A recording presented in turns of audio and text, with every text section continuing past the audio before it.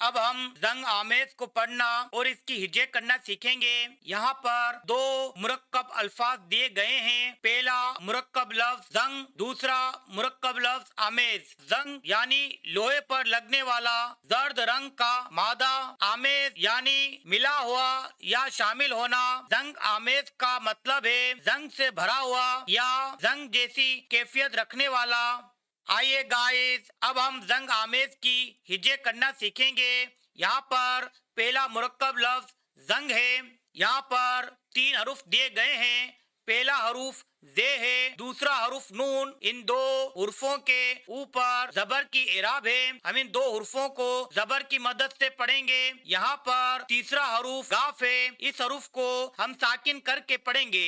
زے، نون، زبر زنگ، قاف ساکن زنگ۔ دوسرا مرکب لفظ آمیز۔ یہاں پر 4 حروف دیے گئے ہیں۔ پہلا حروف الف مد آ ہے، دوسرا حروف میم، تیسرا حروف چھوٹی یہ۔ ان دو حروفوں کے نیچے زیر کی اعراب ہے۔ ہم ان دو حروفوں کو زیر کی مدد سے پڑھیں گے۔ یہاں پر تیسرا حروف زے ہے۔ اس حروف کو ہم ساکن کر کے پڑھیں گے۔ الف مد زبر آ، میم چھوٹی زر میں آ میں، زیر ساکن آمیز، زنگ آمیز۔